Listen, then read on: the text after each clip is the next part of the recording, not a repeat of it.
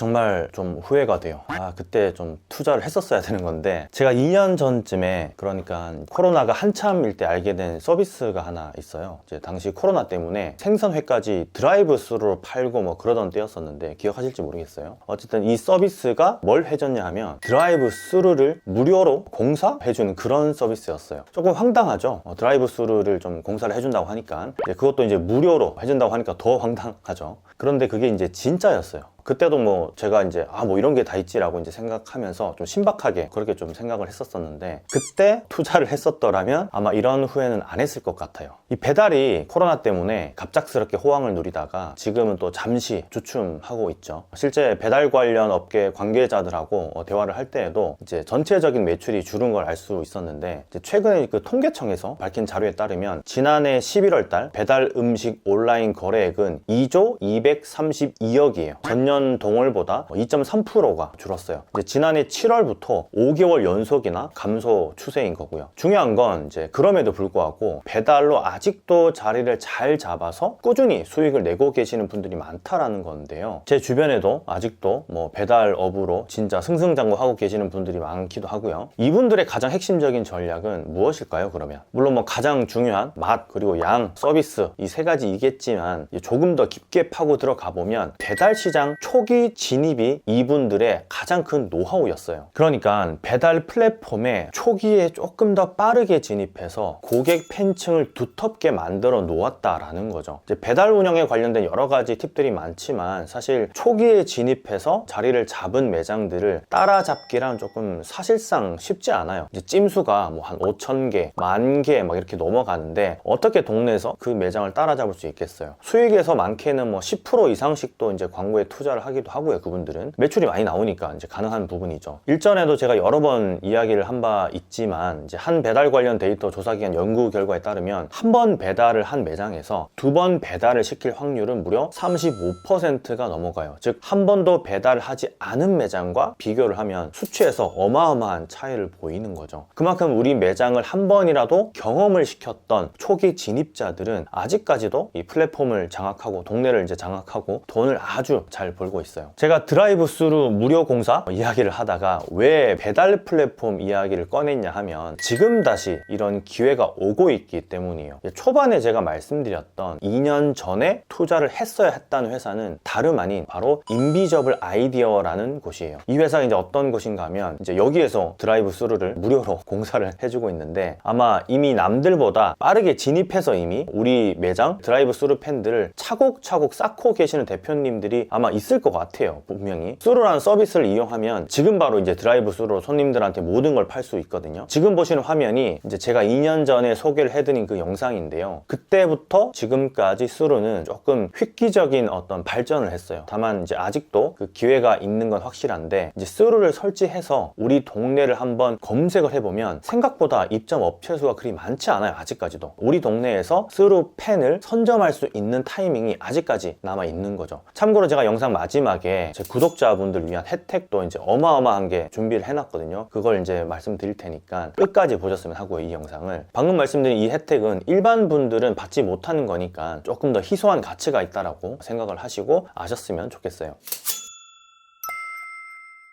스루를 개발한 윤원식 대표는 남미 음식 전문점을 운영을 하고 있어요. 이제 사장 입장에서 코로나 때 큰 위기를 겪고 대형 프랜차이즈들에서만 하는 그 드라이브 스루를 본인도 했으면 하는 그런 마음을 가지게 됐죠. 그런데 문제는 다들 아시겠지만 드라이브 스루를 도입하려면 최소 한 300평에서 500평 정도의 부지는 있어야 하고, 이 부지를 매입하거나 임대를 하려면 뭐 개인으로서는 상상하기도 힘들 정도로 큰 금액이기 때문에 상상으로만 그치게 됐어요. 그런데 여기서 이제 포기하지 않은 게 신의 한 수인데, 바로 이제 스루라는 서비스를 개발해서 부지 매입 없이 공사 없이 드라이브 스루를 할 수 있게끔 만들었다라는 거예요. 진심 미쳤다라는 생각이 드는 그런 구간인데, 드라이브 스루가 어떻게 보면 누구나 생각할 수 있는 서비스는 맞아요. 이미 당시에도 기타 다른 그런 스루 서비스가 시장에 나와 있었기도 했고요. 다만 지금껏 살아남은 서비스는 이 스루가 유일하고, 정상적으로 이제 제대로 이제 되고 있는 곳은 이 스루가 유일한 거죠. 이제 앞으로도 더 큰 기대를 가지게 하는 것도 사실이에요. 아마 스루에 대해서 여러 가지 궁금증을 가지고 계신 분들이 많을 것 같아요. 처음 들어보시는 분들도 당연히 있겠죠. 그래서 초기 우리 동네 스루 팬을 제 개인적인 생각에서는 꼭 만들었으면 하는 마음에 이 궁금증을 하나씩 한번 제가 풀어봐 드릴게요. 자, 스루에 가지는 첫 번째 궁금증은 얼마나 하는데요?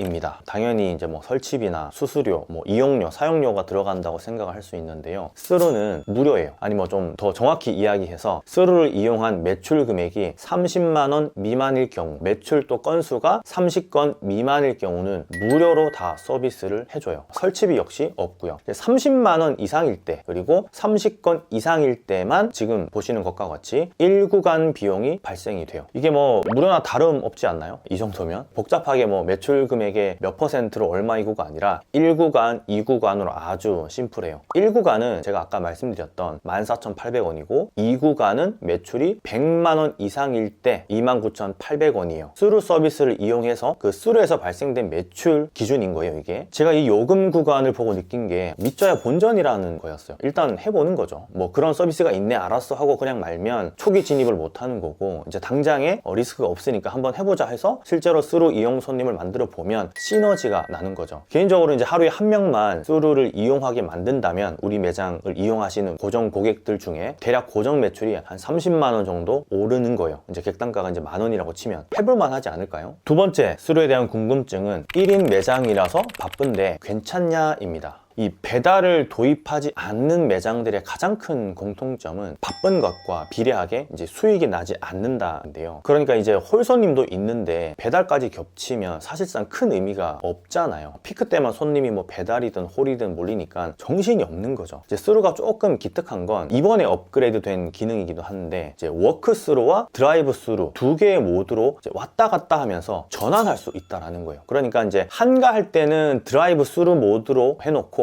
가게 앞에 온 손님에게 음식이나 커피를 전달을 해주면 되고, 바쁠 때는 워크스루로 해놓고 매장으로 걸어오게끔 하는 거죠. 재밌는 건 나우라는 것도 있는데, 이걸 켜놓게 되면 우리 매장 금방 스루를 이용하는 손님들에게 좀 더 빠르게 메뉴를 만들 수 있다는 어떤 신호를 주는 거라서 주문이 들어올 확률이 올라가요. 피크 시간이 아니라면, 그리고 빠르게 만들 수 있는 메뉴가 있다면 이걸 이용하면 좋겠죠. 참고로 스루 전용 메뉴를 만들어서 파는 것도 하나의 전략이 될 수 있다고 저는 생각을 하는데, 실제로 간편조리 메뉴를 개발해서 판매하시는 분들도 있어요. 분명히 손님들 중에서는 이제 시간에 쫓기면서 무언가를 먹어야 하는 사람들이 있거든요. 뭐 이건 우리가 좀 타겟 범위를 조금 더 넓힌다라고 생각을 하면 쉬워지는 문제인데, 원핸드 푸드라는 용어를 들어보셨는지 모르겠어요. 원핸드 푸드, 그러니까 하나의 손으로 음식을 잡고 먹는 그런 음식들, 거기에서 이제 파생된 용어인데, 걸어 다니면서 또는 뭐 운전을 하면서 또는 뭐 스마트폰을 보면서 이제 먹을 수 있는 음식을 뜻해요. 이제 편의점에서 파는 뭐 슬라이스 김밥을 생각하면 쉬워요. 즉 이제 요즘 사람들은 워낙 또 바쁘다 보니까 스마트폰도 봐야 되고 운전도 해야 되고 한 손으로 무언가를 하면서 먹어야 되는 상황, 그런 사람들이 있다라는 거예요. 거기에 기인해서 스루 전용 메뉴를 만들어도 수요가 분명히 있다라는 거죠. 실제 각 편의점 3사에서는 이 원핸드 푸드 개발에 더욱더 힘을 쏟고 있는데, 이제 CU에서 밝힌 자료에 따르면 2020년부터 대표 원핸드 푸드인, 그러니까 이제 햄버거, 크레페, 토스트 등의 매출은 전년보다 21%나 증가했다고 해요. 그러니까 계속적으로 이 수치는 각 3사 편의점에서 모두 증가하고 있어요. 수요층이 계속해서 이제 확대되고 있다라는 증거겠죠. 자, 그럼 설치비도 없어, 수수료도 30건 미만, 뭐 30만 원 미만이면 없어, 바쁠 때는 워크스루로 하면 돼, 원핸드 푸드의 수요는 늘고 있어, 도입하지 않을 이유가 없는 거죠. 그러니까 제가 그때 이제 투자를 좀 했었어야지 하는 생각이 드는 건데, 지금은 이 윤원식 대표님이 이미 투자를 좀 많이 받으셨더라고요. 다른 데서 이미 투자를 좀 받으셔가지고 더 이상 투자를 받을 계획은 좀 없으신 것 같아요. 뭐 그런 개인들한테는. 어쨌든 뭐 윤원식 대표님도 이 콘텐츠를 보게 될 텐데, 대표님 뭐 몸으로 좀 때우는 것도 가능하다면